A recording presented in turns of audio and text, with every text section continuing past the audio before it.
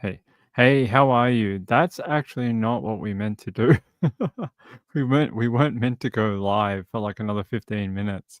And I pressed the wrong button and we went live like super early. I'm sorry about that, but I guess you get an earlier start time.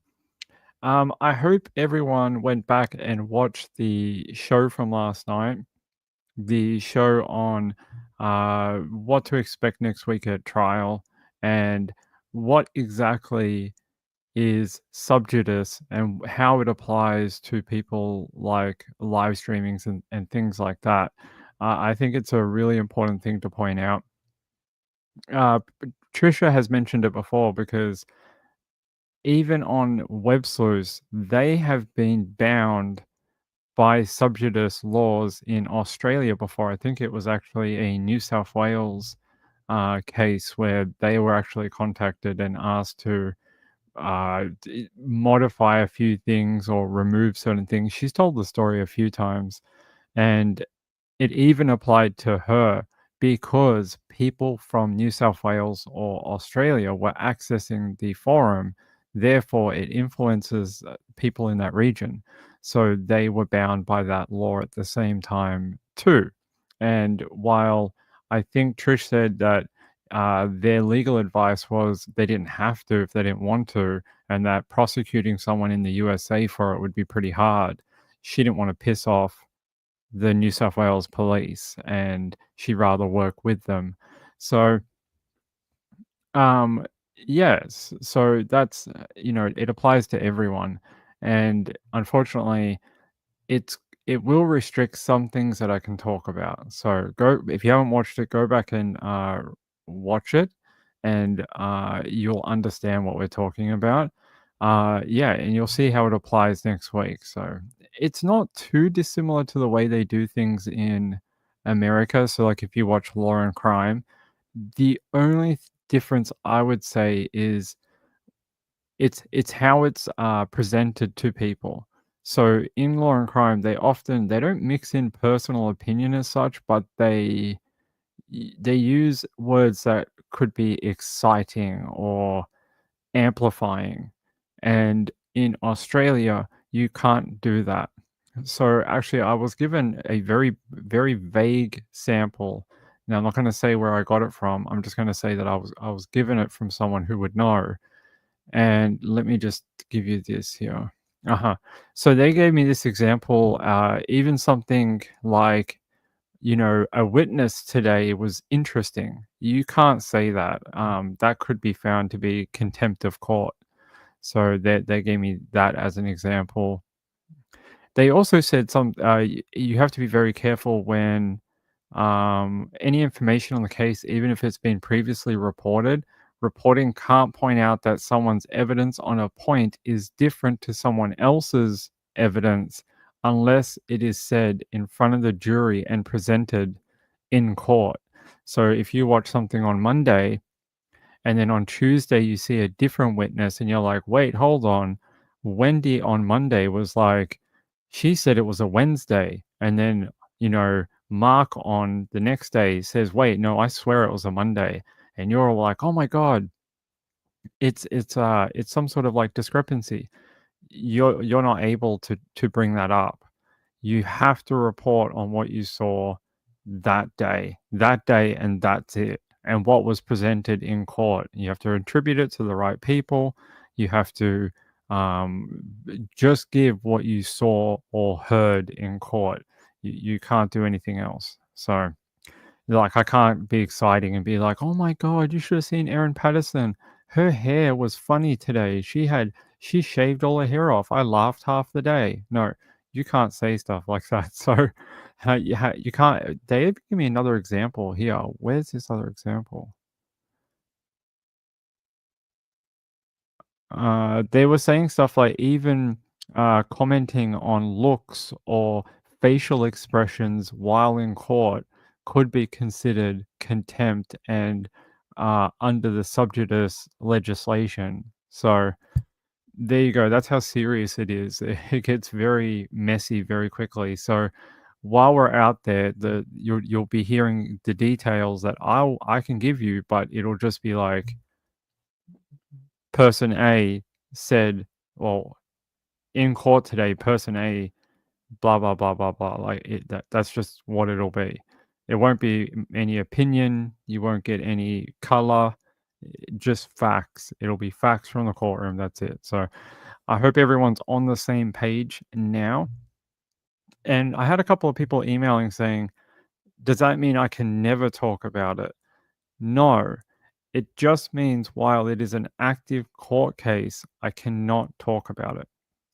So certain things like some evidence that's not presented, or things that are said pre the jury coming in, things that are said that there's a whole list of different things.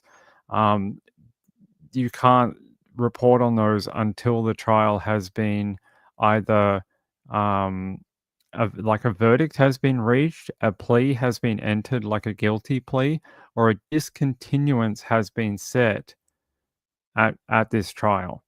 So that's once that happens, the floodgates can open, and I can tell you every single thing I saw, heard, my opinion, my analysis, everything. I'm no longer bound by subjudice laws on this particular case. So there you go. So as soon as we get out of trial, as soon as it's done and we have a verdict and a verdict has been reached, I think do we have to wait till? Hold on, let me check my legal notes here.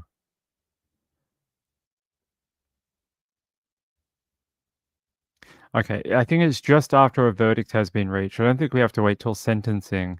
We just have to wait till a verdict has been entered in the court. So as soon as it's done, as soon as trial's over, I can give you a massive recap.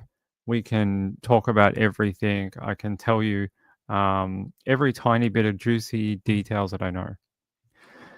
Rachel said, so the rules are to protect the judicial process. It makes sense. It is to provide this, it is to protect the sanctity of the court and, yeah, the judicial process. So it is to protect the jury.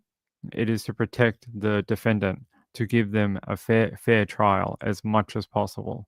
It is to give them the fairest chance in a court of law to, so you don't get mistrials and appeals and things like that. So yeah, I hope it makes sense to everyone. Um, and I hope that explains why some of the reporting has sort of dropped off over, like, last year. The reporting I did was a lot heavier, and then towards like late last year into this year, and then the closer we got to trial, I've really backed away from talking about too much. Like, we did something when new photos come out the other day, and the only reason I commented on them was because it was in the national media, because they had already cleared it with their legal teams, and that's the only reason I talked about it. Yeah. Other than that, I let's get underway. How are you all? It's good to be back for a Tuesday night for everyone. It's been a whirlwind week for me. It's been all over the shop. We've been talking to people. We've been organizing stuff. I lost my microphone, so I bought these little tiny microphones that I was going to take, but they're so small, I lost them. I don't know what I did with them. I was searching for them last night. I'm like, are they here? No. Are they here? No. Are they in this thing? No. Are they on my desk? No. And I couldn't find them anywhere, so I got to keep looking because I'm supposed to take them with me to Morwell so we can talk. Yeah, so I got to keep looking. All right, let's new cat toys. Maybe they. Oh my god! Last night, I'm surprised I'm even here right now. If for people who own animals or own pets, do you ever have those days where you're just like, why do I own these animals? Like they just act up and they're so naughty. Yesterday, my cat, after I got off doing that late live show with you guys, I ate some food, studied some more materials for next week, and then I went to bed. My cats were being absolute jerks last night. I think I've had about an hour's sleep last night. They were being absolute dirtbags all night. So it started with Muffin. Muffin was angry that Rory was on our bed. So he was sitting in the hallway howling and crying because he was sad that no one wanted to be with him. And then I calmed him down, gave him some biscuits and a pat. And then Rory decided to go absolutely ballistic, jumped all over the bed, ran into the window, and started climbing the curtains and howling. And I was like, "What is going on with you 2? Like, why tonight? What is like, why is this happening? Why are you both playing up?" They don't normally both act out, and yesterday they just decided that they both wanted to be jerks. So, uh, neither of us got any sleep last night because, like, nothing we did could calm them down. I think they calmed down about 5 a.m. So, oh, and the alarm goes off at, like, 5:45, so about 45 minutes of sleep or something. I don't know why they did that. I've never seen them do that ever before, and they were just being absolute dirtbags last night. They were just howling and jumping in the curtains and making noise and just freaking animals, man. Freaking animals. Hey, good to see you all. Hey, good to see everyone out there. Gayla says, "Nobody loves me, everybody hates me. I think I'll go eat worms." Yeah, he's just being weird. He was just in the hallway and he just kept howling and crying. And I'm like, "Muffin." I'm like, "Dad's trying to sleep. What are you doing out there?" And every time I'd go out there, he'd like quieten down. And then as soon as I go back to bed, he'd start howling again. It was like, come on, man. Texas says, "Do they show My Cat from Hell?" Yeah, I do remember that show. Wendy asks, "Is it's not even a full moon?" That's what I was wondering. I was like, "Is it a full moon? Do cats do this? Are they turning into werecats? What is going on?" Um, Woodland Creature says, "I always tell my cats it's a good thing they are cute because they are naughty." These two, when they want to be, can be extremely painful and annoying. They can be really super naughty when they want to be. Normally they're pretty chill, but every now and then they just do things that grind your gears. All right. So some more information has come out overnight. So since I last talked to you all of you, and it's Jeffrey Ziz. Do you remember Jeffrey Ziz? What a weird name, but sure. Um, and we got some more details on what happened to that elderly lady. That's a bad name. That older woman called Marcia Norman. And I wanted to show this to you. By the way, thanks to my friend I Hate Mornings. Yeah, I Hate Mornings. Thank you for sending this in. They say detectives investigating the death of a Washington state woman whose body was found buried under a shed discovered a letter at the suspect's home that described a planned burglary and SA. The injuries that killed Marcia Norman, 82, included trauma from a pneumatic nailer, a nail gun. And they said her onset from injury to death was not instant, it was hours. So when you're talking about someone who has had this type of traumatic injury done to them and their death is not instant, this would be a type of torture. That's what it is. It's torture. That's the way it's classified under the law when you prolong someone's death like this, even in a crime. It's called torture. So he basically tortured her. And they're saying Jeffries is 47, a handyman who worked for Norman, was booked Sunday on charges of a murder, kidnapping, unlawful disposal of human remains. He's expected to be formally charged by Wednesday. And they're saying he had a preliminary court appearance on Monday and has not yet entered a plea. I mean, a pneumatic nailer. I don't know why. Like, why would you do this to someone? I want to go here. Actually, I want to see my friend's email for a sec. Uh, okay, thanks, my friend. I can't use that link you sent, but I appreciate it. Yeah, it's brutal. So I'm gonna take you out to Como News if it'll stop. Here we go. It's 26 minutes long. We're not gonna watch all of that. We're just gonna watch the first bit to give you an update. So Homicide investigation involving Jeffrey Ziz. While we're committed to keeping the public informed and being as transparent as possible, please understand that this remains an active investigation and there may be limits to what we can share at this time. We will begin with a few updates. I have with me here Thurston County Sheriff Derek Sanders, Thurston County Prosecuting Attorney John Thunheim, and Thurston County Coroner Gary Warnock. We just to help things move smoothly, we'd ask that you please indicate who your question is directed to when you're called on when we get to the question portion. Thank you.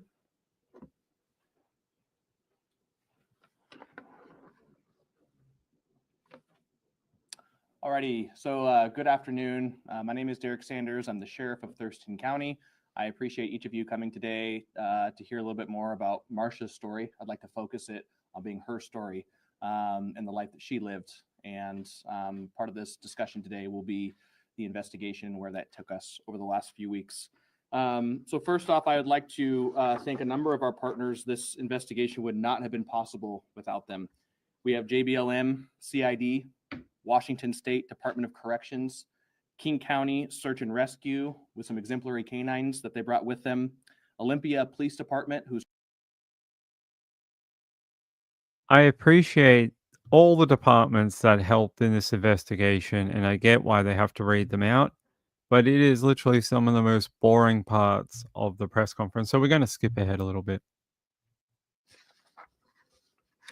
I wanted to go over a brief timeline of what happened so that people can start to plug in some of the reasons that thing happened and how quickly this case moved. On April 1st, Marcia Norman had dinner with her handyman, Jeffrey Ziz, who was the last known person to see her at that time. There was a delay in reporting. However, on April 4th at 13:48 hours, patrol deputies were dispatched via Marcia's neighbor and her son to the residence under suspicious circumstances of a missing person. On April 4th at 18:57 hours, detectives were requested to respond just a few hours later after the circumstances at her residence were not adding up. At 07:30 hours the next morning, detectives came back to the house and began investigating and securing some areas of interest. And also detectives interviewed Jeffrey the first time that basically detectives worked into that night, basically. So the first night they came out, they conducted some interviews. Jeffrey was cooperative at that time. In that interview, you'll see the probable cause statement. He actually had a number of answers that made sense during the investigation, and the investigation was starting to stall out a little bit. However, Olympia's flock system, their ALPR camera system, was actually able to catch Mr. Ziz in a lie, and that's what propagated the investigation further and allowed the execution of numerous search warrants by our detectives. On April 5th, Jeffrey came to TCSO for a polygraph examination in which he failed extremely poorly. You know, we're not trying to tell people how to get away with crimes or anything, but most people, even when you are accused of a heinous crime like this, you should always refuse the polygraph. They can't be submitted into evidence anyway.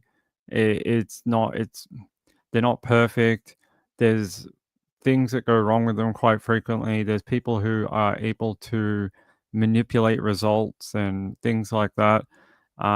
Interesting that he did it and then knew he was going to fail it and failed it horribly, like they just said. Very, very strange. He is interviewed a second time, but at that point, he requests an attorney. On April 5th in the afternoon, search warrants were applied for and executed. Jeffrey's truck was seized. His storage unit and trailer were also searched. On April 5th in the evening, Jeffrey's house and room were searched and items were seized, which included a 5-page letter which meticulously planned out a burglary and sexual assault of a woman who was referred to as his customer. On April 6th, detectives again were following up and checking suspicious areas and reviewing search warrant returns. On the morning of April 7th, the TCSO dive team searched the area of the victim's residence with a robot, a water sonar system, and a drone, which was flown over the lake, and areas were checked, but nothing was found. At this time, in working with the Thurston County Prosecutor's Office, we sought a warrant for a probation violation from a previous child molestation case against Ziz, who we determined at this point in time, that same afternoon, he had fled the state with a roommate's truck. We later learned that that truck struck an elk near the Idaho-Montana border, and at that point, we began mobilizing and asking for assistance from Idaho State Police and the Missoula law enforcement. So does the elk get some sort of reward here? Do they get some sort of key to the city? Did it live? Did the elk live after being hit by the car? I think that's pertinent information that we all need to know. That's a very funny way of getting busted by elk, arrested via elk. On April 7th in the afternoon, special cadaver dogs from King County arrived and searched the shed property that detectives learned Jeffrey had built the day after Marcia's disappearance. The dogs showed some interest, but did not give a clear yes or no at that time. Later that evening, we learned that Jeffrey was taken into custody with the assistance of Missoula law enforcement. On April 8th, that morning, cadaver dogs searched the victim's property and surrounding areas. Dogs indicated on human remains at the victim's house, and the WSP CSRT unit processed the suspect's truck for evidence. JBLM CID responded with a ground-penetrating radar device to check ground density and found an anomaly under the shed that Jeffrey had recently built. On April 8th, around noon, cadaver dogs searched the suspect's truck, and at that point in time, they indicated on human remains. On April 8th in the afternoon, cadaver dogs searched the shed property a second time, at which point 2 out of the 3 cadaver dogs indicated that human remains were likely present. When you put this all together and you hear about the letter to his customer, and then you hear what was done to her, although I don't see an SA charge for him. No. Yeah, I don't see a SA charge for Mr. Jeffrey. Yeah, first degree murder, first degree kidnapping, unlawful disposal of human remains. That doesn't make it any better. I find it interesting that he went to all this effort to write a giant manifesto, undertake the actual killing, but not keep to his plan. These guys that think this up, like, their fantasy scenario is very important to them. So I find it strange that he strayed from his some sort of intentions. Very odd. Yeah, he is definitely a predator. To attack this woman in her own home, someone who gave him work and tried to feed him dinner. Like, what a lovely lady. Like, I said that the first time. I think what a nice woman. She understood that, she asked this young man to work for her. She was going to pay him. But, because of how hard that work was, she was like, the minimum I can do is feed the guy. And, it just shows how she tried to do the right thing, was trying to be a good person in the community. So I find that very troubling that he tried to prey upon someone like that. On April 9th, with the help of numerous entities, the Thurston County Sheriff's Office lifted up the shed with power equipment, and TCSO detectives began digging. And at that point in time, we located human remains about 18 inches underground in a shallow grave with concrete poured over the top. On April 10th, an autopsy of those human remains was conducted by the Thurston County Coroner's Office. And the next day, those were confirmed to be the remains of Marcia Norman. On April 13th, Thurston County Sheriff's Office extradited Ziz back to Thurston County Jail, where he remained on a no bail hold for his probationary sentence violation. And on April 20th, Ziz was booked for murder first degree, kidnapping first degree, and unlawful disposal of human remains. One of the interesting things about cases like this is that our Thurston County detectives oftentimes spend a lot of time getting to know the family. I spoke with the family a little bit as well, and the one thing that came up numerous times was how great of a person Marcia was, how she was the life of the room everywhere she went, and how she was the glue for her family. And so I wanted that to be one of the strongest statements that we have here today, is the focus on the victim. Yeah, I definitely think the reporting that has come out based on Marsha definitely paints that picture loud and clear that she was a very nice woman who was very trusting, but also believed in second chances. I have to believe she knew of this guy's sort of history, maybe not in depth, but must have known something. They're saying here, nail gun horror after trusting grandma 82 led handyman 47, who had a crush on her, into her stunning 900K home. Look, the Daily Mail has some sort of sexual fixation on people's homes and how much they're worth. I don't know what that's got to do with anything. In every bloody article, they're like, did you know the guy who killed that high school woman? He lives in a $487,000 home in San Reno. Like, who gives a fuck? Like, who cares what her home is worth? It's the most bizarre thing. In every bloody article with the Daily, they have some fixation on it. Whoever at the Daily Mail um, has this sort of sexual fixation on house prices probably need to leave true crime and go somewhere else. Probably to the housing market. That'd be a great place for you. You can get your fix every day. You can talk about house prices. Oh my God, did you see that house? It sold today at auction for $1.48 million. And I hear the resident is a doctor. It's bizarre. Like what's that got to do with this woman? Marcia Norman vanished. Yeah, look, here we go. Marcia Norman vanished from her luxurious $900,000 cabin in Washington after a visit from her handyman of several years, Jeffrey Ziz. They say her family went to her home on April 4 after not hearing from her for days and were able to access her text messages, which showed she had been in contact with Jeffrey. The police then searched her home and found the 5-page letter that appeared to be a meticulously planned, basically manifesto is what I'm going to call it. And then they identified her as a customer. They're saying here he wasn't at the home but was subsequently arrested in Montana for violating his terms of release from a prior sex offense. All right. Again, the person in the Daily Mail who seems to have a fixation on house prices, you might also want to spell things correctly if you want to call yourself a journalist. Stop using AI. Actually, write your own articles. Because I don't know what a sex office conviction is. Is that something like Monica Lewinsky might know about?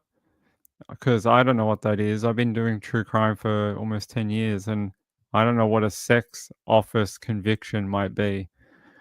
An investigation found Ziz had rented an excavator and a trailer after Norman went missing. Police tracked the equipment to the house of a woman who said she had hired him to build a shed on her property.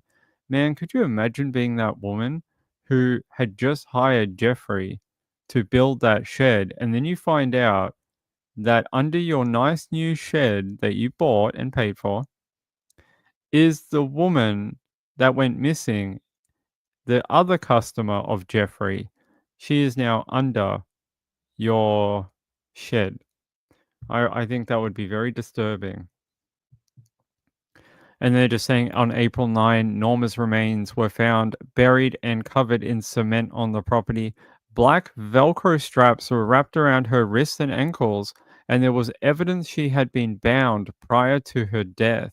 Investigators eventually found she died from blunt force trauma and penetrating injuries to the head.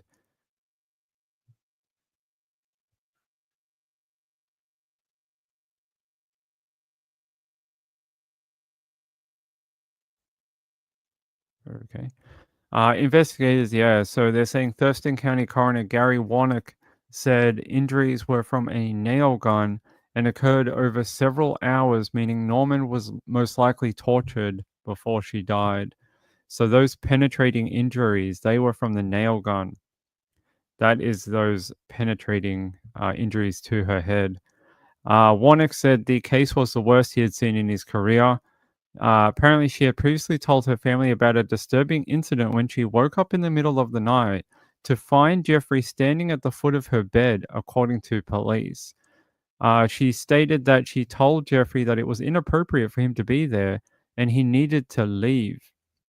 She also told her son that she spoke with Jeffrey and made it clear to him that they were to keep a professional relationship and that he was not to cross those boundaries again. Police say Ziz admitted to the creepy encounter and stated that he had romantic feelings for the grandmother. Jeffrey admitted that this had happened, and he stated that he went into Norman's room while she was sleeping. He rubbed her shoulders, wanting to speak with her. I don't think he wanted to speak with her. I don't think speaking was part of the plan, unless that is like code for something else. Jeffrey stated that Norman told him to leave. Ziz told detectives that he did have thoughts about Norman romantically.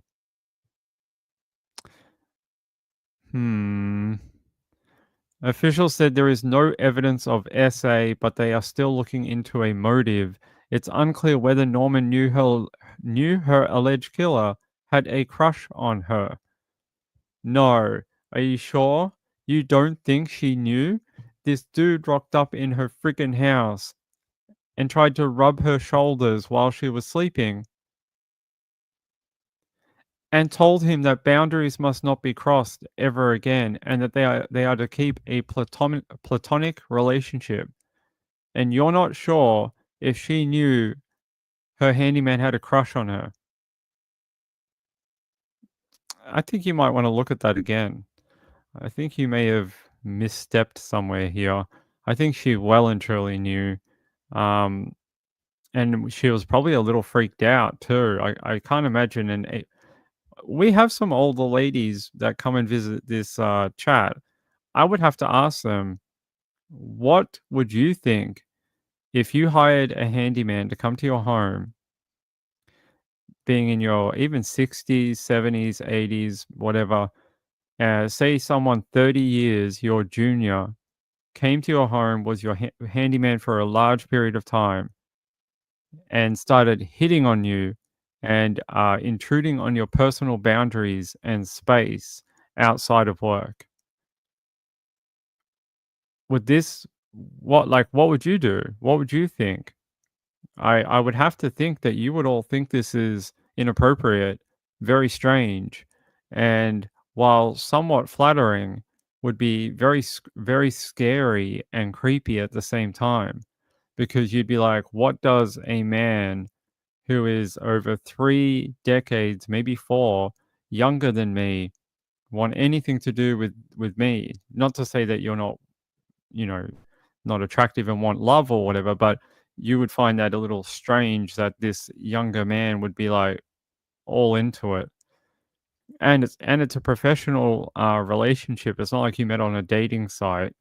You hired him to install whatever, fix the lights or whatever. It doesn't make any sense. Don't answer that question. Ping is setting you up. No. Amy007 said, I wouldn't allow that freak back in my house again. Yeah. Gayla says, I'm 52 and find it creepy as F. Sean, tell us about the time that you hired a female cleaner to come to your home. Tell us what you did. No, I have a story about that, but I don't know if we're going to do it tonight. Not about Sean, about a female cleaner. Did you know that there are actually, let's talk about it for 1 second while we're talking about hiring people. Did you know that there are cleaning services where you can hire a naked lady to come and clean your home. Did anyone know about this? I read about it in the paper and I was like, "Are you sure that's what it's for?" They're like, "There's no sexual contact with the client." I'm like, "You sure this is actually what you do?" They're like, "It is not sex work." I'm like, "I think it is. I think it probably is, at least for one of you. And it probably still counts as sex work, even if you're not participating. If you're the inspiration, it is still it's OnlyFans, but in person and with cleaning products. Lots of uni students do it. I'm in the wrong industry. Where do I find these girls? Rachel's top secret to you said never heard about that with benefits. I want to know how much the full package costs because the $300 they charge you to clean the house ain't going to get you anything else. Gayla says I watched a program about it. I'm gonna have to find that program. Ping wants to know more about it. What I'd like to subscribe to this newsletter, please. I'd like to find out more. Um, just looky, no touchy. I want to know more about that. Sort of like a strip club. Lots of looky, but no touchy. But you get a clean house at the end. It's an interesting trade off. Yeah. Anyway, we'll talk about Marcia again. We'll talk about that other thing later. Who gives a crap about Brittany Higgins? Breaking news: Brittany Higgins' baby forced to undergo surgery in a hospital. More news at 11. No one cares about Brittany Higgins. Go away. Here, this is him. There he is. He definitely looks like he's got, he's a few sandwiches short of a picnic. Like, I don't know what he's looking at, but his lawyer seems to be looking at a computer screen and he's just looking into the air. I don't know what's up in the air, but he seems to be fixated by it. There's a photo of Marcia, by the way. This is the nice one that I think we use for the thumbnail. It's a nice photo of her. Top Secret 2 said, I can't imagine how much housework would be done. Ping is going to go undercover for all of you and find out the answers. He's been stretched. He does look a little stretched, right? He does look a little. Let's go back. He does look like a little bit of a like Stretch Armstrong type of figurine. He does look like that. See, that's what he normally looks like, but in the jail photo, he looks a little like what's with the room too? It's almost like a bomb-proof courtroom. What are they worried about? That he's going to build a shed and escape or something? I don't know. They said, what do they say here? What's the quote? They said it's unclear whether, yeah, I'd say she did know. They're saying, if I had to guess at this point in time, it's because the suspect we have in custody is a violent person. Thank you, Captain Obvious. We appreciate it. They said in court that the allegations here are amongst the most serious and very troubling in terms of the prepared plan and the execution. Yes, that is true. I want to see more of this court footage about Mr. Looky Loo. Let's see if we can find that. Jeffries is.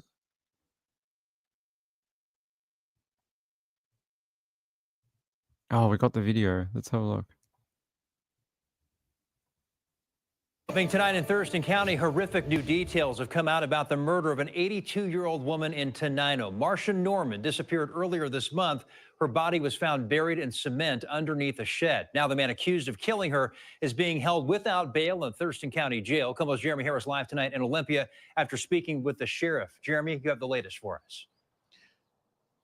Preston, the coroner just said this is the worst case he has ever seen in his 2 decades here in Thurston County. 82-year-old Marcia Norman, we now know investigators believe that she was kidnapped, tortured, killed, and then buried in cement. The man now accused of killing her is a convicted child molester who was under supervision in the community. Now, Marcia Norman vanished from her home in Tenino on April 1st. Investigators said her family told them that she had reported an alarming encounter with her handyman who had broken into her house earlier this year.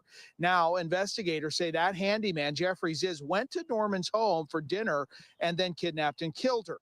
The coroner says she had injuries to her head from a nail gun and that she was injured for hours before dying. Norman was a well-known figure in Tenino, and her family said she was still very independent at 82 years old. There's some solemnness in swift justice. So the speed cold case. Investigators say custody without the possibility of bail. Investigators say Ziz lied about his movements on the night Norman disappeared and that he failed a lie detector test about what happened. Ziz was serving a community treatment sentence for a 2022 conviction for child molestation.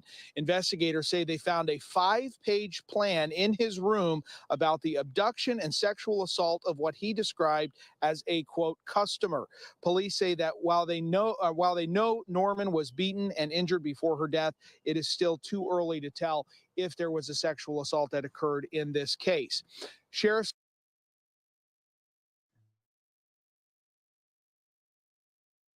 There's a bit of footage from him in court. Very interesting. Sean said, at least you know your nudie maid hasn't pocketed your jewels or loose change. You just walked right into that one, Sean, didn't you? We've all talked about jail pockets before. And you know, the crown jewels have to go somewhere, Sean.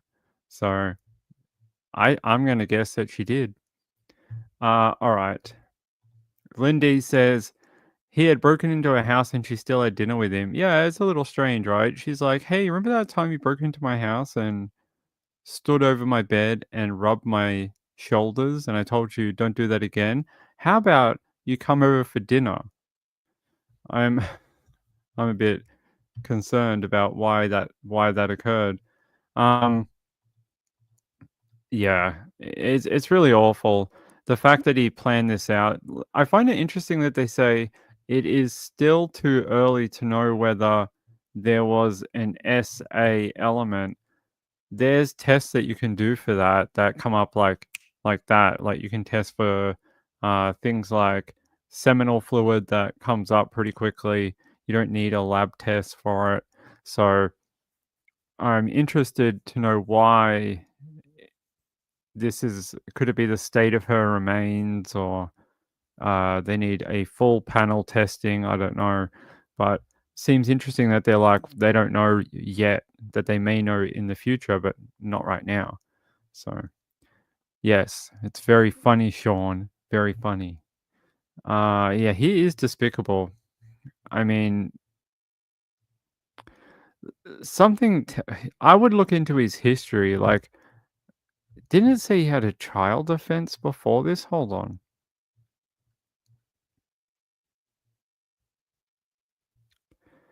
Wait, what was his previous offending out of Montana?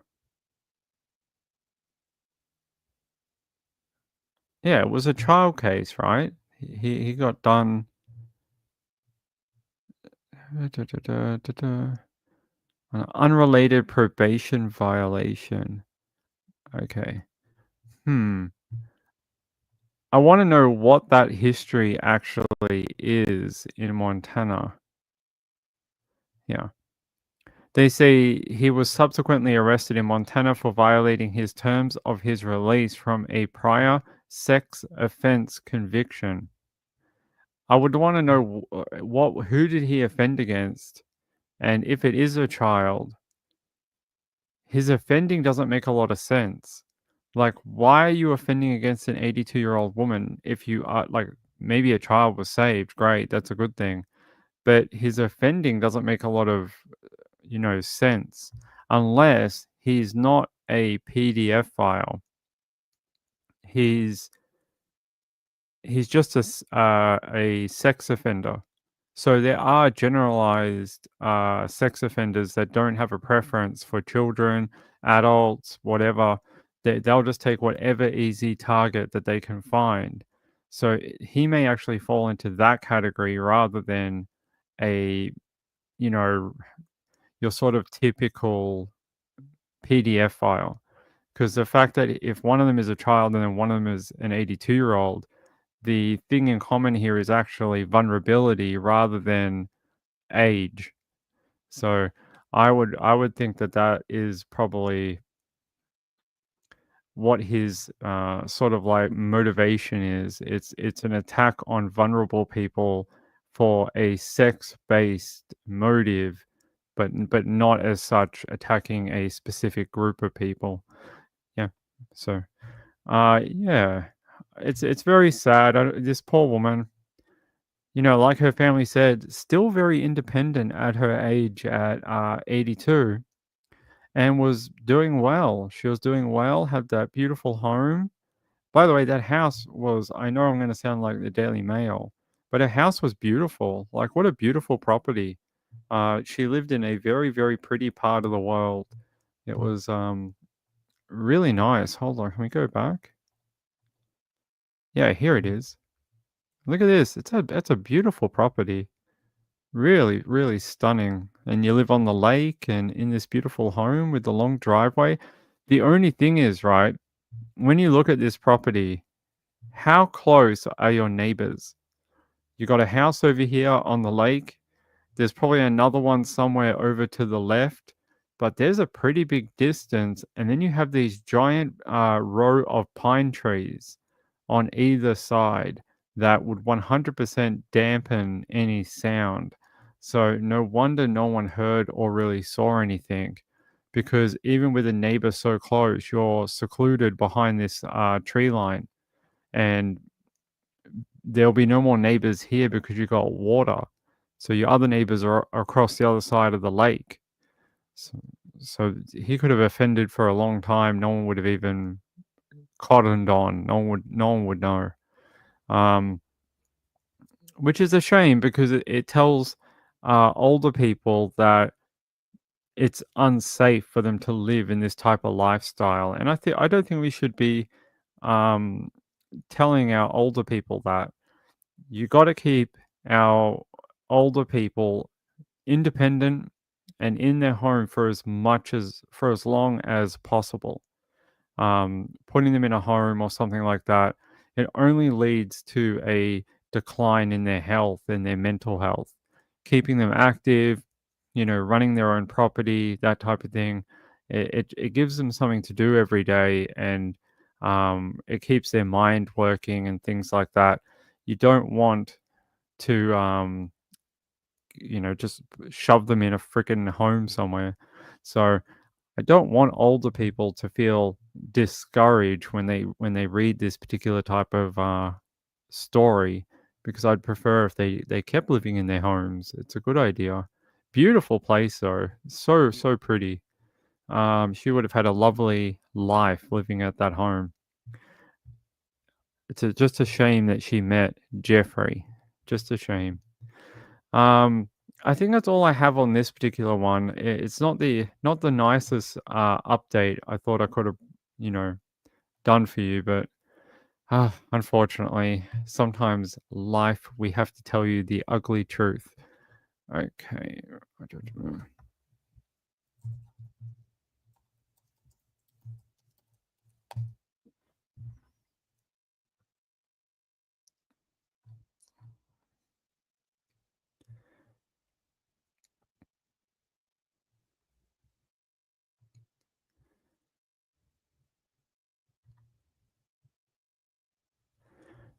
So I thought I'd show you that story that I saw. One company is advertising a $95 an hour cleaning role that is both for men and women. Okay, ladies out there, you want a nude cleaner? You can get one. Or gay people, maybe. The practice has been labeled shush. The practice has been labeled disgraceful, but could earn potential cleaners a lot of money as long as they are comfortable in the uniform.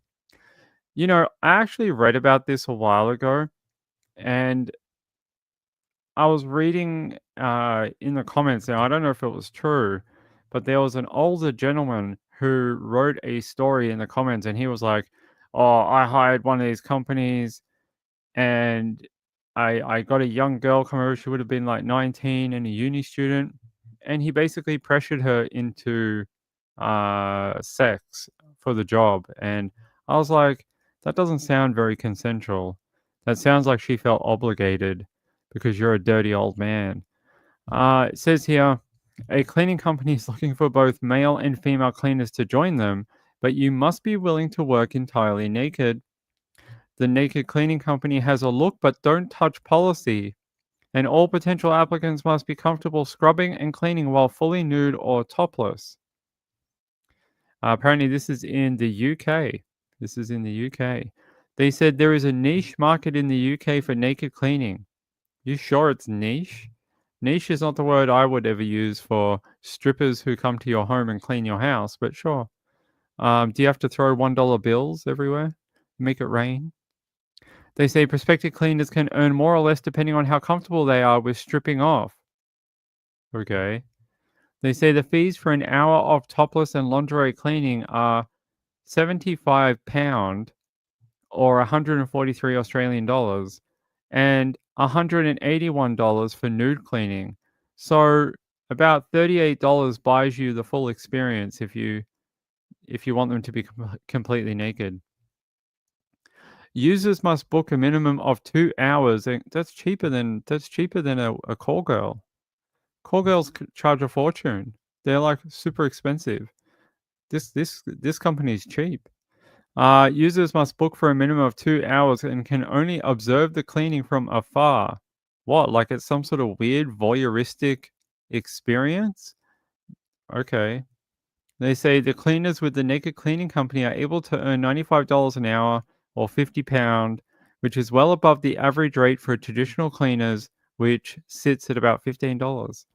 According to one that can be fraught with danger, and one investigation into the practice found,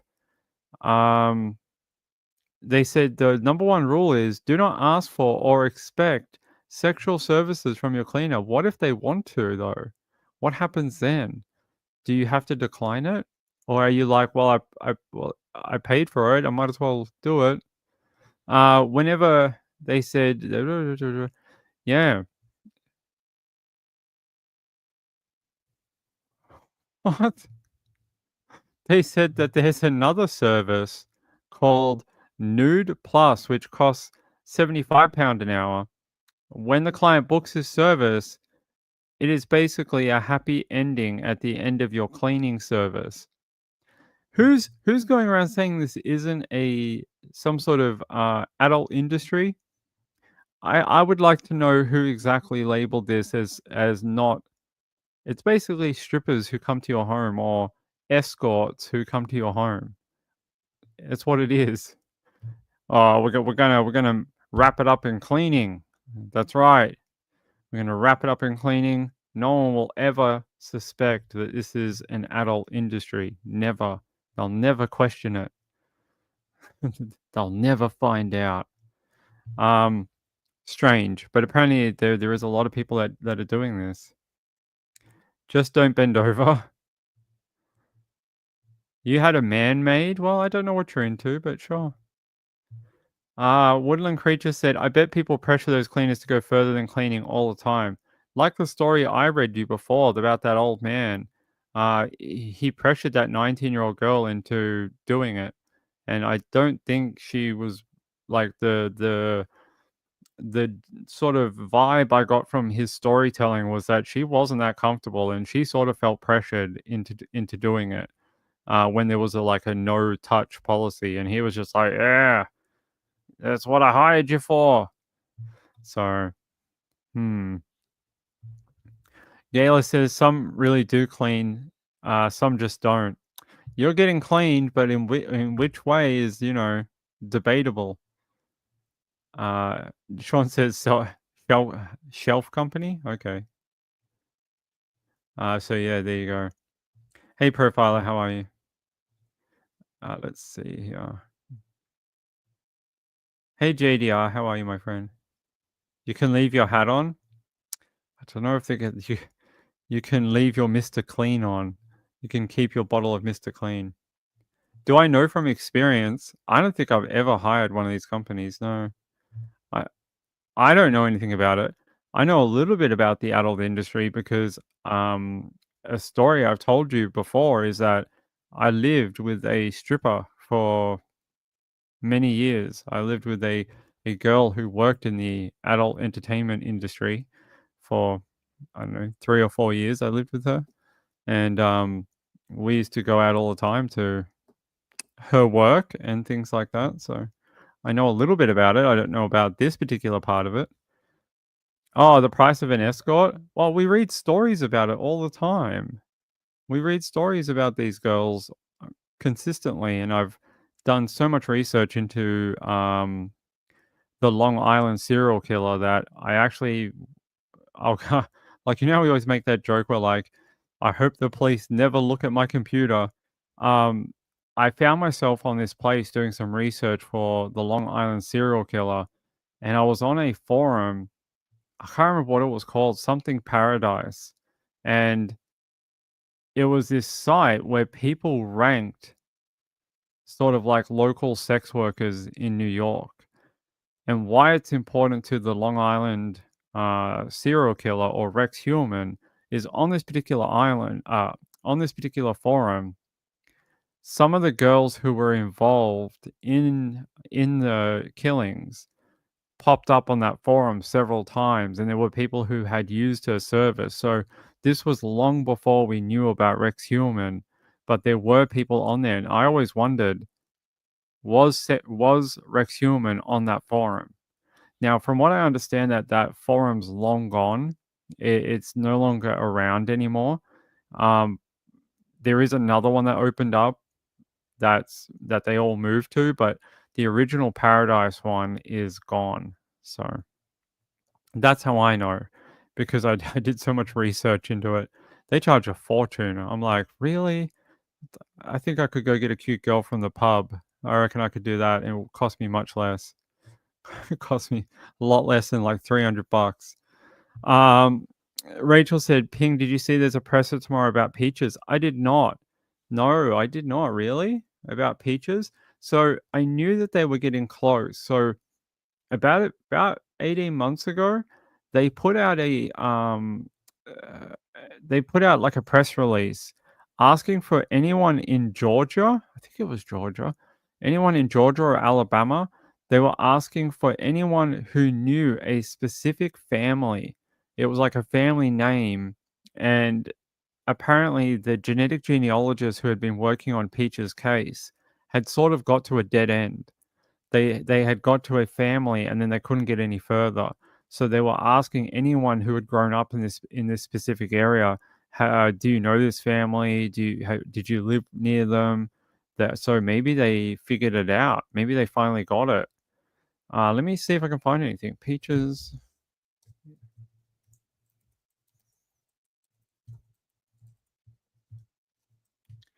I think it was about 2 years ago.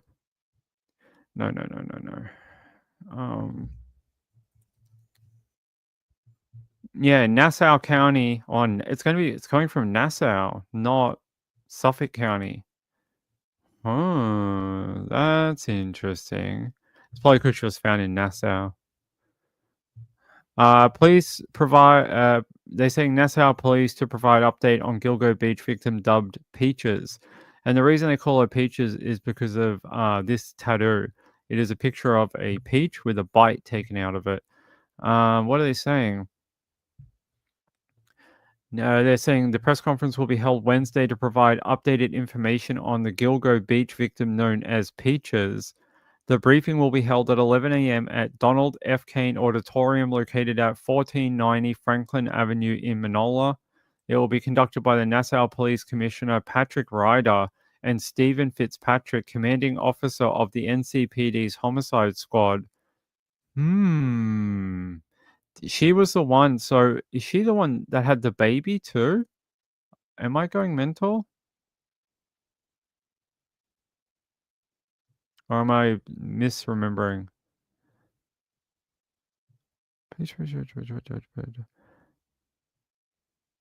I can't remember.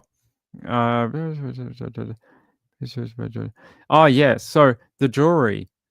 We did a show on this a while ago when they released this jewelry. They said it was quite old style jewelry that you would find at something like a drugstore or some sort of outlet where it would be mass produced. It's not unique. Sort of may have come from like a catalog, even something like that. And very interesting that we now have an update.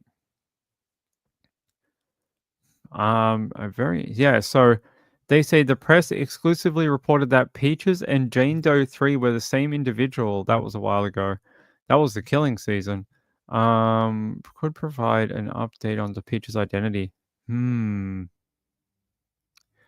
So they're the last two, right? Are they the last two? Peaches and Baby Doe? Oh, and Asian Doe. So they're the last three, really. Peaches, Baby Doe, and Asian Doe. Asian Doe they tried to crack last year, but they didn't get anything. So Asian Doe is the one they were unsure of if it was a person who dressed as a male or female.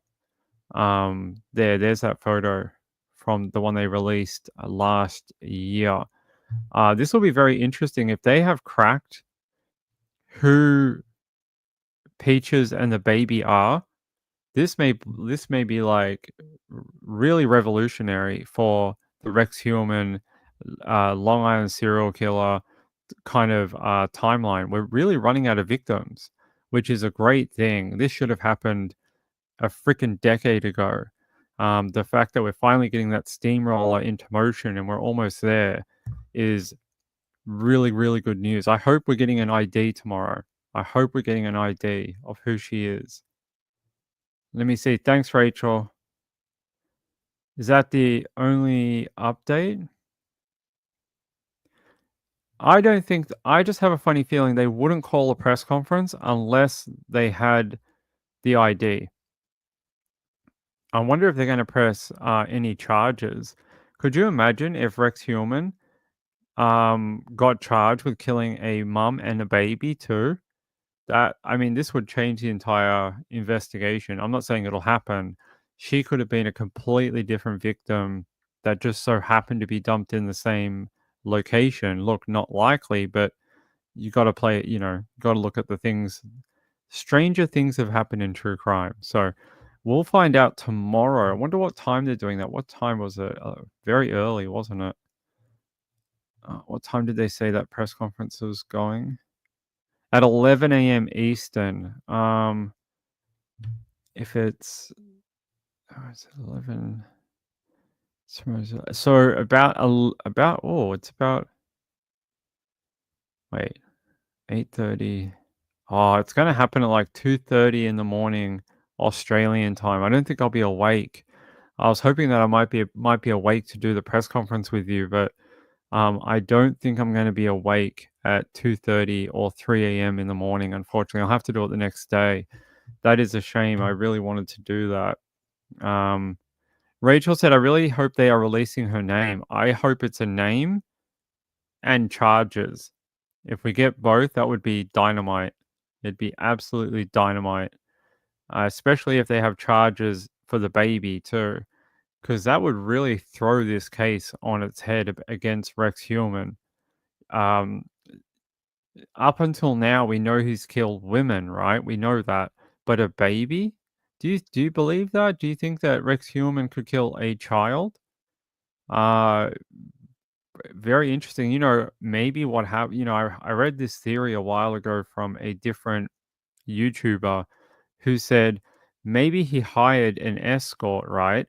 And the escort came to his house and then he killed the girl and then discovered that there was a baby in her car, like that she had left the child in the car while she went to her client, which was Rex Human. And then after he killed the girl, he realized, oh crap, there's a baby in the car, and he killed the child too. Now, I'm not saying that's what happened. I'm just saying I saw that theory from a different YouTuber, and I was like, wow. Possibly. He was known to hire escorts from different publications and online and Backpage, and things like that. Interesting. Really, really interesting. Because Peaches has been sort of Karen Vergata was sort of one of the big ones. They've all been really big, to be honest, but Peaches has been this real funny one that they just haven't been able to crack. They've been trying for ages to figure out who is Peaches, where did she come from, who might want to hurt her, like that type of thing. But they just couldn't do it. Hold on, let me see if I can find that old. Let me see if I can find that old press update. They did one. It's got to be a couple of years ago, where they basically said they got to the dead end in genetic genealogy. They couldn't figure it out. No, that's not it.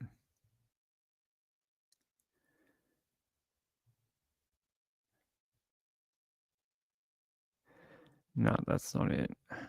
We're gonna have to go back. We're gonna have to go back in time.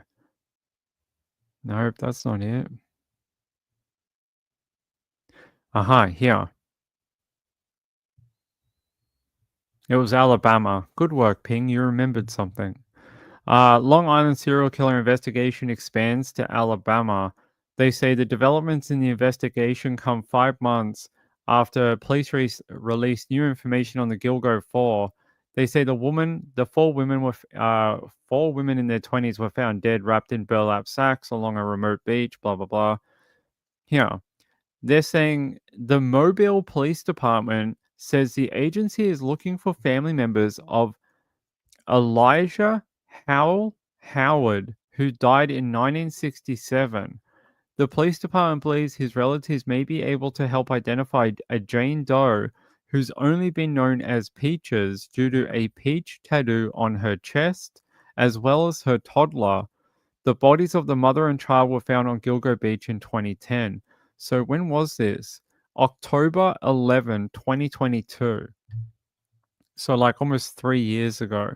So 3 years ago, they sort of got to the end of this family tree and couldn't go any further. And that's the information that I heard, is that they just ran into a dead end. They sort of worked through the spider web of like distant relatives and then couldn't go any further. So very, very interesting on what this will be tomorrow. They said, oh, thank you. They will announce the identity. They will. So they've got it. Oh my God, this is going to be amazing. So the press update that Rachel just sent me said they will announce the identity of the mother and the child. That's going to be amazing. Rachel said it's been a while since seen hearing about Rex Heumann. He'll go to trial later this year. Wendy R says maybe located a father. A paternal side you would think would open up a lot of like it's sort of like a key, because you already have the maternal side through the mom, but trying to find out who the other half of the story is would really help them. But they say like this person here, Elijah Howard, is a male. So they were obviously tracking through a paternal timeline in this particular ancestry sort of thing. Interesting. I'm so happy that she's going to get her identity back. For the longest time since I've been doing true crime, she has been known as Peaches, originally known as Jane Doe 3, but we've just seen that photo I think I've seen it since I started doing true crime, like in the mid 2010s. And then it was always this sort of thing, Peaches and who's Peaches. It's really cool that we'll finally be able to stop calling her that and be able to give her a real name, give her her identity back, and maybe even see a photo of her, like a real photo from when she was alive. I will be very happy if we can see that tomorrow.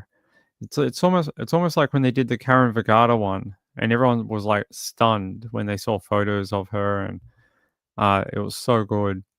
Rachel said there's definitely a very good source for information. He's dedicated to the cases.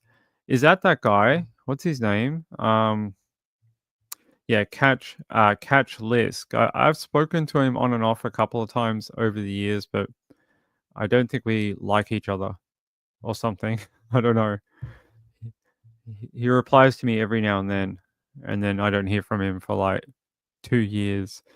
So, sure, he's done a lot of good work though. We were actually talking the night that Rex Human was arrested. I was on his timeline. You may be able to find it, and I was like, "I have the name," and he's like, "Shh, it's not public yet. Be quiet." He's like, "Wait for them to release the name publicly," and I was like, "All right, all right." Rachel said, "There's definitely a good source." Yeah, I'm really excited. I'm really happy that they're going to give her name back. It's so worth it. I just can't believe it's taken this long. Wonder what her name is. I have no idea. Ping has no idea what her name might be. Could be anything. Could be anything. Let's see. I just want to check if I have anything on here. So the identification confirmation came from Newsday. Newsday had the tip that they were going to release an ID.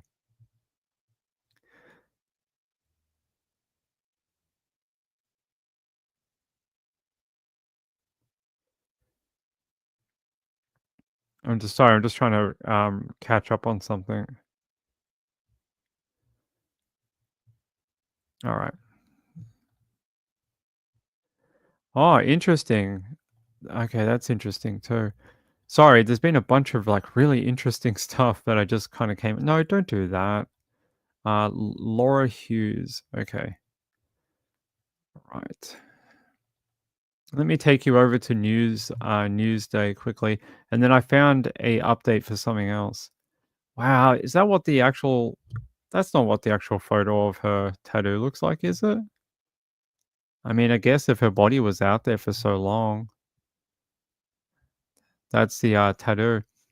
Nassau police to reveal identities of 1997 homicide victims Peaches and Toddler, long associated with Gilgo Beach investigation. 1997, it's so long ago. You know what's interesting? In 1997, I was in America at the time. So at the time where Peaches was killed, I was actually in America. So interesting.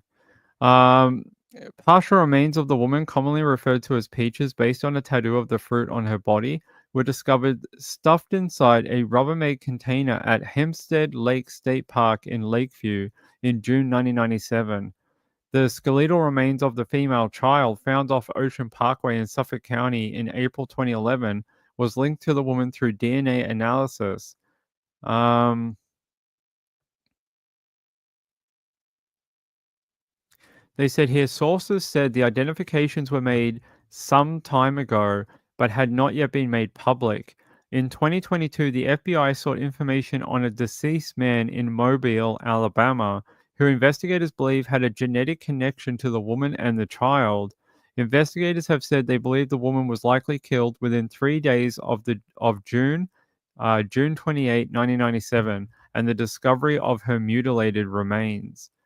So yeah, that's really awesome. I am over the moon that we're finally going to get a update on it. Gail said the year my oldest was born. Yeah, that's you think about everything that's happened from 1997 to today and all that time that has passed and that's when she died all those years ago. I was a teenager. I, I was like 13 at the time. When she was killed, I was 13 years old. I'm now a 40-year-old man, and we're only just now going to get the name of her. It's crazy. Really is. The other one was this one, Laura Hughes. Hold on, Laura Hughes. Nope.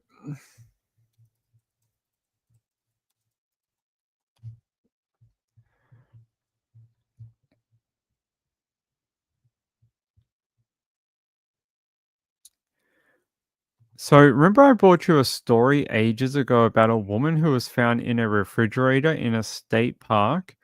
Do you guys remember that? And she had like the tattoos, like a koi fish and a rose tattoo, that type of thing. Here you go.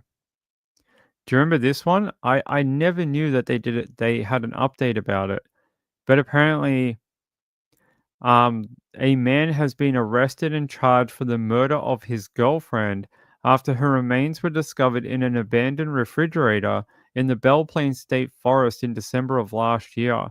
According to law enforcement officials in Camden County, Christopher Blevins, 45, has been charged with first-degree murder in the slaying of his girlfriend, 50-year-old Laura Hughes. So it was him the entire time. So this guy said he discovered the refrigerator and then was like, oh wait, it didn't transfer. Sorry guys. This one, there you go.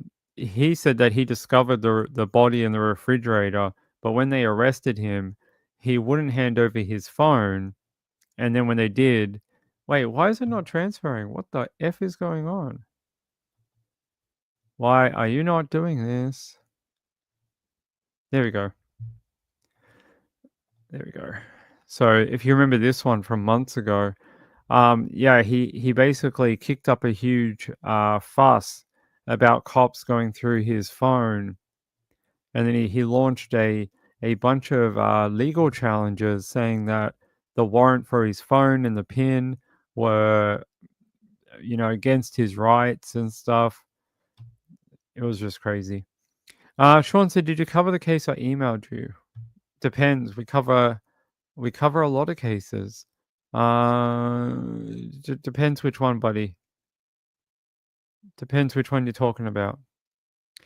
I don't know which one you're talking about. Okay. Yeah, I think it finally came through. I think we're lagging because I've got about 50 tabs open. So when we do this show, I end up having about 50, 60 tabs open in the browser, and it starts to get a little slow after a while. You click on something, it doesn't transfer, and it starts to get a little beat up. Let me close some things up. Get rid of that. Get rid of this. We don't need that anymore. Let's get rid of some tabs. We already talked about Subjudice. We don't need that. We don't need the New South Wales Police. That's okay. Oh, we needed that, but that's okay. All right, let's get rid of these things. All right, there we go. So that's really interesting. I think I may have a photo of Laura too. Let me see if I've got one. Laura.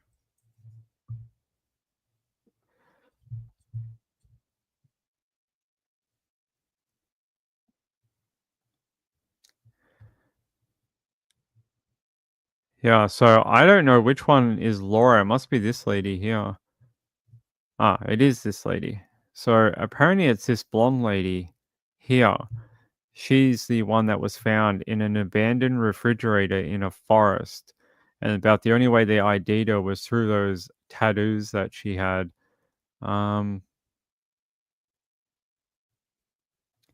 They got a family photo of her as well. There's a photo of her with her family. That must be her boyfriend too. What's his name? His name is Blevins. Blevins.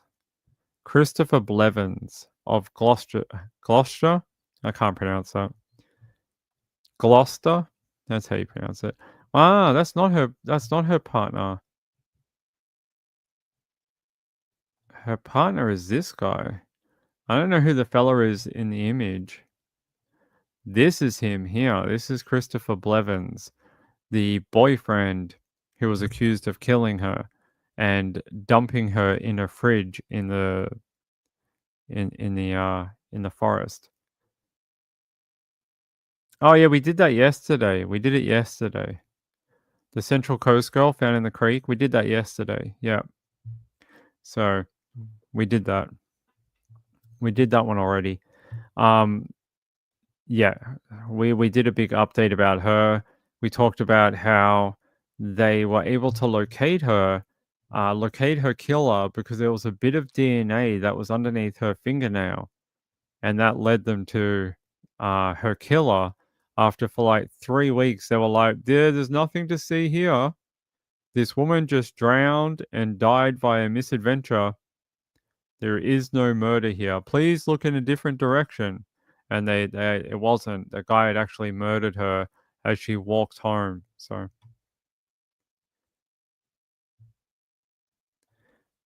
hey Astro from space, how are you? He SA'd her after he kidnapped her. Indeed. Someone stole your groceries from the front of your home? How does that work? You have to sit at the front of your home. You have to have like a Ring doorbell and a net. So if anyone touches your groceries, then the net comes down and gets them. Yeah, hey Astro. So yeah, no, we did cover that one yesterday. We did do that. By the way, we're gonna start wrapping up for the night. I wanted to show you something that was really interesting. I don't know if they took it away. You buggers.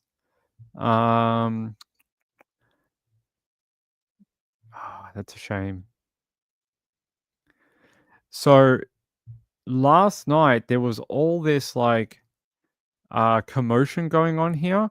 Helicopters and police cars and crazy stuff going on. And I was like, what the hell is going on in the local area? And apparently, a bunch of kids took a car on a joyride through Melbourne and the cops were chasing them. And it was this, it was all over the news. Yeah, they were trying to get these children in a car. So I'm gonna show you that very quickly, and then I'm gonna show you the Pole Air. Descending on Vatican City to farewell Pope Francis. It's a That's funeral not it. In Melbourne, with 5 men arrested in the city's southeast. Police searched 6 storage units and properties in Cranbourne, Dandenong, Springvale yesterday, seizing luxury handbags, stolen vehicles, drugs and assorted jewellery. 4 men have been charged. More than 1 million. This is not the story. Good work, Ping. This is not it. Sorry. It's not this one. Here. So you can actually see it. This was the aerial footage from Pole Air chasing these teens across the southeast of Melbourne. Eventually, in Elwood, which is about 10 minutes from me, they bailed from the car because the cops had put out the spike. So they spiked the tires and the car didn't go anymore. So they bailed out of the car and started running. Look at them all bolt out of the vehicle. Apparently, one of them did eventually escape, but the rest of them were caught from the police and the dog squad and stuff like that. But this was a huge drama last night. There was like helicopters and cop cars and sirens, and it was about like midnight last night, and the Pole Air was like circling constantly. Just had this helicopter going around and around and around for like hours. And we find out it's about these teenagers who had stolen a car. And from my guess, they drove it out from somewhere out near like Dandenong. Judging from where Pole Air flew on the map last night, they came in from the far east and then came all the way into the city, into Elwood. And eventually they spiked the car and they had to bail from the vehicle. But look, they glow like... Look how much they glow. And they're like, we're going to hide. Everyone calm down. It's okay. It's nighttime. We are invisible. No one will ever find us if we just run and hide. But no, they glow like a light bulb on the police helicopter. It's amazing the detail they can get on that bloody thing. You cannot hide from the Victorian police, apparently. So yeah, this was a big drama last night. It happens about every couple of nights. The cops find a stolen car and go chase it. Happens every few days.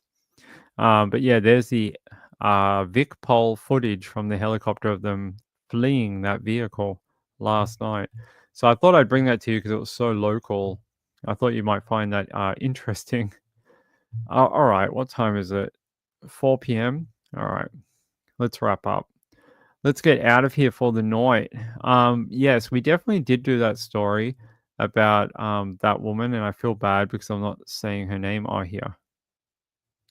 So for people who don't believe me, it's this young lady down here. There she is. Um, Audrey. So we did that story yesterday. That was our live show, and she was on the thumbnail for yesterday. But they did catch her killer. Is that him there? Yeah. So apparently the other week they released this image. They're like, "We're looking for this man. We believe he can help with inquiries into what happened to Audrey. But there are no suspicious circumstances. We just believe he may have some information that can help police." They constantly said that this was no suspicious circumstances, but it was. Here he is, going to jail. Here he is, being arrested. Get out of the van. Come on, murderer. Get out of the van. Come on, you're a big boy. You can kill a woman, but you can't hop out of a van. Come on. Police have come to a street in Woodridge where they've broken into a unit here and taken into custody a 29-year-old man. Sorry, that's a different story. But yeah, I don't know why he was so delayed getting out of the divvy van. You're going home in the back of a divvy van. There he goes. Apparently is unsure how to, step out of a car. It's a very difficult process. There you go. Needed help, needed assistance. But yeah, he's accused of murdering Audrey. And basically, she was walking home and he beat the absolute living crap out of her. And then when she was unconscious, he either pushed her head underwater and drowned her or left her there unconscious and she drowned from not being, you know, awake, conscious.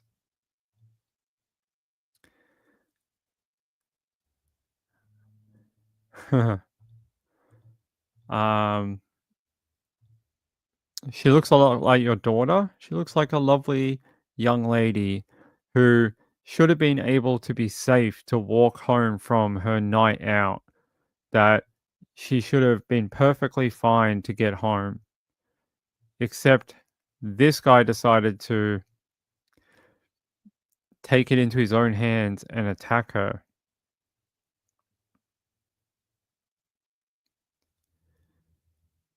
I'll have a look into that one, Rachel. I'll have a look at that one. Yeah, I do know who John Bittrolf is. I will have a look at that later. Yeah, so there you go. There you go. So that was sort of well done. The fact that they finally tested the DNA under her fingernails and went, oh, there's some male contributor here. No way. Oh my god, maybe she like tried to fight someone off. Wow, that's strange. Don't women just wind up in creeks all the time? Don't women just magically drown while walking home? Ah, it's weird. We should test this and try find the person who contributed to this DNA. It's like magic. Yeah, so I'm glad they've done that. Glad they've done that. Very sad story. By the way, before we go, I want to show you this because why not?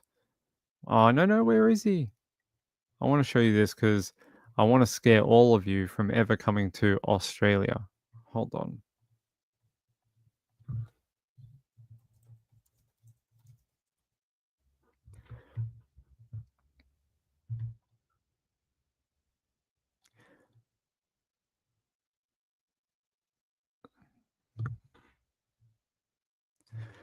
So apparently in South Australia, this absolute monster shark has been just, swimming around close to shore. They believe he is an absolute giant shark. There he is. Look at that fin. Look at that tail as well. There's some videos somewhere if I can find it of him. And he's been visiting beaches, they believe, possibly. around the area. Let me show you the video.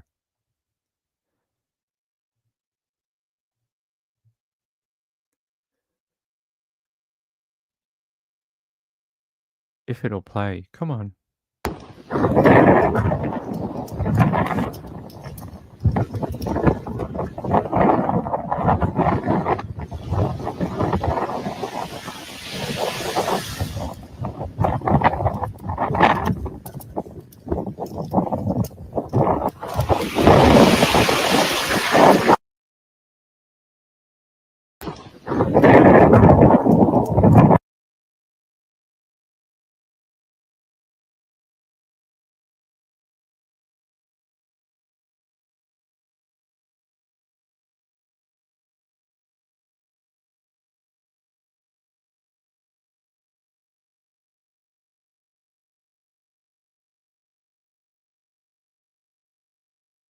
Hey, so he's been spotted a few times in different places in South Australia over the last week or so at a few different connecting beaches, just swimming around the shallows, being very sharky. That is a massive shark. That is probably a big great white, I'm saying, because in South Australia they have a lot of white sharks. So, no, the other thing was his tail. That other thing at the back was a tail. Although there is footage from Israel where a guy is attacked by a shark out from the beach. That is more than one shark. If you have seen that footage, watch it carefully. You will see a shark attack him and then another bigger shark attack him again. So this guy got involved in a feeding frenzy and the sharks ate him off the coast of Israel. He's off the Maslins nudist beach in SA. Is he looking for a mate or just dinner? I don't know what he's up to. He may be chasing all the fish. So there's a lot of fish around this time of year that run, and he may be chasing fish or bait fish or school fish. I don't know. Trying to get some food. I don't know. There's no lady shark hanging around, so don't see one there. But they call him the Mystery Bruce. So if you're in South Australia, watch out for the big mystery, big giant shark. He's really close to the shore too. So yeah, I don't know how big he is. About 3 meters in length. They're saying he is a white pointer, and they can grow up to 4 meters to almost 6 meters, depending if they're a male or female. So they're saying it could be a juvenile shark because it's around 3 meters. So, and apparently they feed mostly on fish and squid. So it may be a baby. You see that giant thing, you're like, that's a baby one. That's a baby shark. It's giant already. Yeah, don't go to South Australia. The sharks will get you. All right. Hey, it's 4 o'clock, which means I should get out of here. We jumped on a little early today anyway. Hey, I love you all very much. I hope it was an interesting show. No guarantee, but if I can stay awake long enough tonight, I will come back for the Peaches press conference at 11 a.m. Eastern. But no guarantee. If I'm snoring on the couch, I mean I can't help you. After last night with my cats being very naughty, I may fall asleep in an hour. So we don't know yet. Hey Melissa, how are you, my friend? I haven't seen you in ages. How you going? How's it going out there? You glad to caught alive? I'm glad to see you. I hope you've been doing really well. Hope everything's been going good for you. All right, let me just check here and then we'll get out of here. Hold on.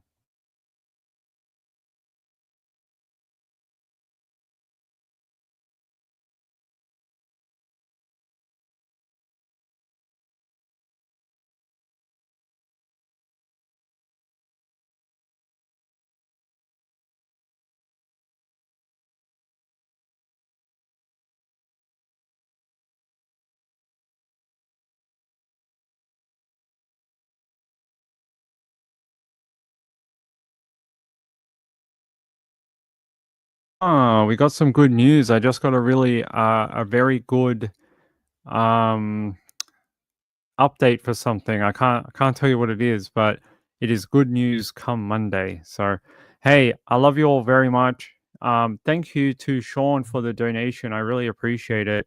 Thank you to everyone who's taken a few dollars out of their, spending money or whatever, and helped with the cost of the trial, getting out there, the hotels and things like that. It means more than you guys could ever know, especially with the support that my channel gets from everyone. It's heartwarming to know that after almost 2 years, we're still here.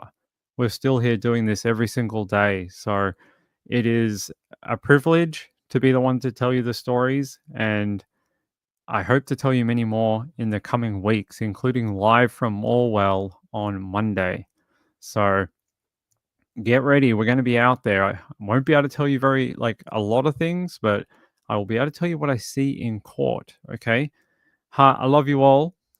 Have a great day out there. Tune in at 11 a.m. Try, if I'm not here, try find a live stream, and maybe Mel will do it.